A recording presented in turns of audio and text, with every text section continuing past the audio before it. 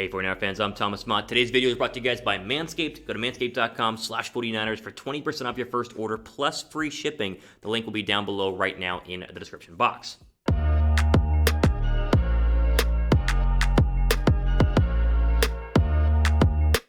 All right, 49er fans, let's jump into the latest 49ers news and rumors. There's a lot going on a Monday. Goodness gracious. And we will go ahead and start with Trey Lance's pro day, which is talked about a lot recently. However, we have more details that to me are very, very interesting, especially for everyone watching San Francisco. So, of course, Trey Lance pro day here on a Monday is happening again, the second pro day, I guess you can say, up there in Fargo, North Dakota. And of course, Kyle Shanahan and John Lynch will be in attendance and their quarterback coach at the same time. So, a lot of the big guys are going. And so, naturally, we got to talk about the possibility of Trey Lance being a 49er. The big news, though, that I think is fascinating is that Trey Lance has been working out with a quarterback coach at the specific request of Kyle Shanahan. So Shanahan wants him, and has said he wanted him, to work out with a specific quarterback coach, and Lance has been doing that over the past couple of weeks. So very interesting that they're having him do that. More details on that in a second. First, though, here are your teams that are at the second Trey Lance Pro Day, and they're all the ones you would expect to be there who are all interested in a quarterback. So the Niners, naturally, the Falcons sitting at number 4, Denver at number 9, and New England, who's really kind of hovering at 15. If you want to make a move back into the top 10, they're also at Trey Lance's Pro Day right now, which again shows that those are probably one of the 4 teams that will have a legit shot at taking him somewhere inside the top, I'd say 20, right? We expect Lance to go in the top 10, but if he falls a little bit, look for New England to go ahead and make a move to maybe come up to 15 to like 11, 12, 13 to go ahead and jump on Trey Lance. Now, what's interesting, though, is the fact that I said earlier, this quarterback coach that Shanahan wanted all the different quarterback prospects to work out with, including Trey Lance. And ESPN's Dan Graziano has a flurry of tweets on Sunday night that make the most sense about this and explain it in the best way. So we'll start with the first Dan Graziano tweet saying, quote, I'm told the 49ers are extremely involved in the Trey Lance workout scheduled for Monday. Lance, who works with quarterback coach Quincy Avery, spent the past couple of weeks working with quarterback coach John Beck. Kyle Shanahan coached Beck in Washington a decade ago and trusts his opinion. Next tweet. I'm told Lance went to work with Beck at Shanahan's request, and the Niners coaching staff gave Beck a list of drills they wanted Lance to work on ahead of Monday's workout. Effectively, the 49ers designed the workout and will have a hand in administering it. Next one.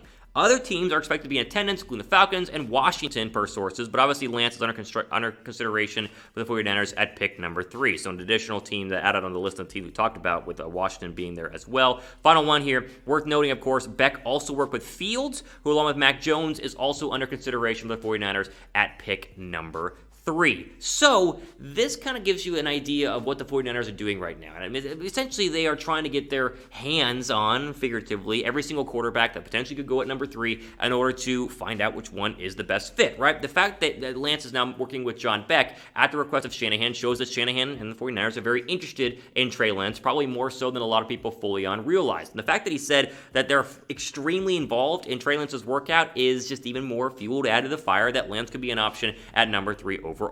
Now, as we mentioned earlier, Beck also coached up Justin Fields. He coached up Mac Jones, so he's not solely working with Trey Lance, but now it shows the Niners are working for all 3 quarterbacks with their specific quarterback coach in order to probably figure out the best one for San Francisco. Now, here's the whole deal on this, right? We could sit here and freak out and go, oh my gosh, does this mean the Niners love Trey Lance? Listen, this means the 49ers are doing their homework. And we should all be excited about that. We should all trust the 49ers in the fact that they are doing this homework for, hopefully, the idea of getting the best quarterback that fits with their team, right? Like that's the whole idea here, is that San Francisco is doing everything they can to go ahead and find the best quarterback overall, whether it is Lance, whether it's Fields, or whether it is Mac Jones. And that led me to tweeting out this morning on my official Twitter account, @RealThomasMott, this tweet, which I think is the perfect tweet to summarize how everyone in San Francisco should feel about the current quarterback situation. This is from me, right? Breaking. I've decided that Kyle Shanahan knows more about quarterbacks than I do, and I will now support any quarterback taken at number 3 overall. And honestly, that's the best way to look at this, right? We can sit back here and argue, well, I like Justin Fields better. Oh, no, I like Mac Jones better. Oh, Trey Lance, right? Stop. You got to just understand that you like Kyle Shanahan first and foremost. You trust John Lynch first and foremost. And those guys are doing, as we've seen, a ton of homework on all of these guys, not just Lance, not just Fields, not just Jones, all 3 of them. And they're going to go ahead and pick the best one for their football team in their eyes. Could they be wrong in the end? Yes. But do they know more than you and I do? Regrettably to say, yes. And I feel like I know a lot about these quarterbacks. I cover and talk about them and watch film on them and do my homework myself. But I am not an NFL head coach. I'm not an NFL scout. I'm not an NFL GM. I know that you guys like what I say, and I understand that. I got a voice here, but I don't know more better than Kyle Shanahan. And so I will just sit back and say, hey, listen, Kyle, whoever you take is the man. I like Justin Fields. That's just me. But I understand why they're doing all their work on Trey Lance and other quarterbacks because they want to have the best chance possible of getting their future quarterback who can be a Super Bowl champion. And we just got to sit back and accept that. All right, let me ask you guys this question here quickly. Grade a possible Trey Lance pick at number 3. If they weren't with Trey Lance at number 3 and they drafted him, what would you grade it? A, B, C, D, or F? Give me your thoughts down below in the comments section right now. Okay, before we go and keep going, again, big shout out to our sponsor for today's video, Manscaped. Go to manscaped.com/49ers for 20% off your first order plus free shipping. And the best thing to do if you've never gotten any of their products is to just go all in on all of their products, right? And it comes in one thing called the Perfect Package, which includes the Lawnmower 3.0 with their 8-hour battery life, their light, their no-nick guard, as well as the toner, the deodorant, the travel case. I mean, everything in there you see on your screen right now comes in the Perfect Package. You can get it right now for 20% off plus free shipping. The link will be down below at manscaped.com/49ers. Just put that up. Either click down below or put it up in Google up here and then get your discount 20% off plus the free shipping. I use all of the Manscaped products on a weekly basis. I love it and I encourage you guys to pick it up because I know you guys will enjoy it too. All right, so let's move on to some more 49ers news and rumors. This is very new and comes early here on a Monday morning from ESPN's Jeremy Fowler. We'll throw that tweet up on your screen right now. Quote, former Ravens safety Tony Jefferson is set to visit the 49ers this week for a workout and physical per sources. Was key player for Baltimore's defense for serious knee injury in Week 5 of 2019. If fully recovered, intriguing option for the 49ers secondary, end quote. So Jefferson is coming to San Francisco for a meeting. Again, not a lot of people have been interested due to that torn ACL all the way back in 2019. He didn't play at all in 2020. It was one of those really bad torn ACLs because there are different degrees in terms of how quickly you can go ahead and come back. And with the 49ers' current safety depth chart, I think it makes sense to add a guy who could be really, really good, but who could also be, washed out due to the fact he, of course, is coming from a major knee injury. I like Tart and Ward being the two starters. I think they will be the start of the season. But you could have a Jefferson-type Verrett situation where you're bringing a guy like Jefferson, similar to what Verrett happened. He had a lot of knee injuries, a lot of problems, on a one-year deal, sign him for cheap. Then he starts, like Verrett did, and ends up playing very, very well. So I like the idea of San Francisco looking into another safety, and I think they could use another one just for a depth standpoint overall. You guys agree with that? Like, I think the 49ers need another safety. If you do, type Y down below for yes. If you don't, you like Moore and Tart and Ward and Harris, then type N down below for no. Again, Jefferson's a guy you probably haven't seen play recently because he hadn't played since, 2018 when he played 14 games, played a couple of games in 2019, and then blew the ACL out. It was a bad injury, didn't play in 2020, now is a free agent, and obviously not a lot of teams are interested due to the fact that we're here months after free agency, essentially, and he's still unsigned. You could see a veteran minimum deal that gives you depth in case Moore or Ward doesn't work out or Tart doesn't work out, and they could insert someone who has starting experience who could potentially be, a pretty good player. Again, only played 5 games in 2019, so you don't really know what you're getting, but think about the Verrett mold. I think that's what the 49ers are thinking about here is get a guy who in the past has been good, had a bad injury, but is ready to rock, and that's what the physical will be all about this week, and they'll learn how good that knee actually is, and if it's good to go, sign him for cheap, and if he works out to be a starter and plays well, fantastic. If not, no harm, no foul, because you won't pay him more than, $900,000 or $1 million or $2 million. It won't be that expensive. So Jefferson will come for a workout. Of course, they might sign him, they might not. We'll have updates on that here, but it'll be interesting to see what they do in terms of adding him to this safety depth chart.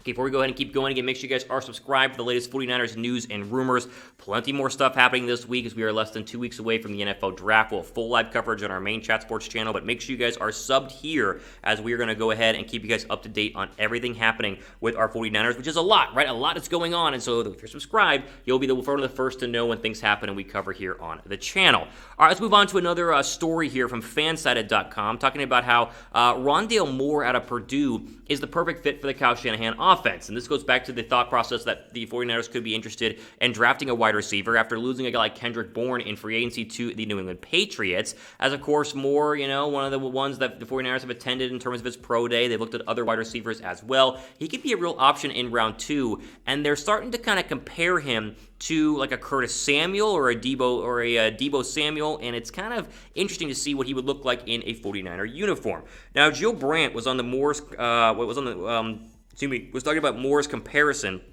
to Curtis Samuel and said this, and I love this quote, though Samuel and Moore clocked the exact same 40 times, 4.31, Moore's profile doesn't match perfectly on to Samuel. Samuel is more of a straight-ahead guy, whereas Moore is a more nimble, more agile receiver. At Purdue's Pro Day, Moore outperformed Samuel's combine numbers in the vertical jump, short shuttle, and 3-cone. Can you imagine if Moore ended up on the 49ers? Just another great young speed slashing wide receiver to go ahead and pair with the current wide receiver depth chart. I mean, I'm all for this. I wouldn't spend too high of a draft pick. Like, I wouldn't spend him, obviously wouldn't spend a first round draft pick, duh. But second or third round is a real spot and possibility for Moore. Is wide receiver a massive need? No, and we talked about that here on the channel. However, I will say that I like the idea of adding a receiver, and Moore is definitely one of those guys to keep an eye on. You guys think the 49ers should draft a receiver in round 2? It's a little early, but they got, plenty of picks in this year's draft. You think they should? Type 1 down below for draft, type 2 down below for pass.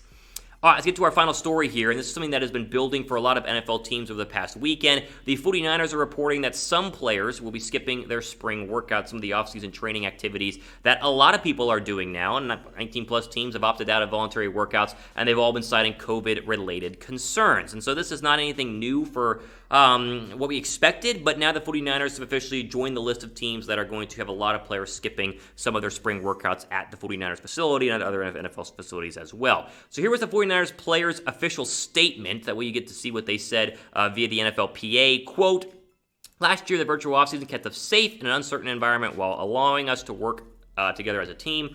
The fight against COVID-19 is still ongoing and case numbers are still concerning. We are apprehensive about taking avoidable risks in the spring as we prepare to perform at the highest level in the fall. Given these considerations, many in our locker room have chosen not to attend some or all phases of the voluntary in-person workouts. At the same time, we will all remain dedicated to our club, our teammates, and our community."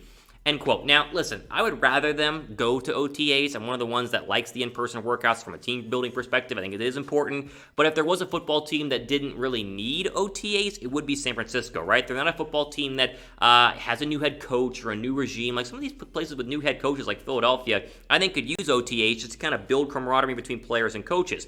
Now, either way, they're still going to be working together via Zoom and remotely, so not a big deal. But San Francisco is one of those teams that really doesn't need an OTA, even though I'd rather them go to it just because I think it's important. I know COVID-19 is a thing. I know we talk about that and we don't like to kind of branch into the political and controversial side of things, but I think most people are getting vaccinated right now, and if you have the vaccine, then I think technically you should be able to go ahead and go to workouts like this, and they will eventually go to workouts like this for training camp, and I can't skip out on those. And so, to me, it's a little odd, but I also understand the concern and understand that they don't want to risk it right now when they don't technically have to because they are voluntary workouts. So some will be there, some won't. Not that big of a story where we go ahead and end with it, but I wanted to go ahead and update you guys that some of the Niners are going to go ahead and skip OTAs. All right, ultimately out for today here on the 49ers Report. Again, a lot going on. A longer video here because a ton of stuff is happening.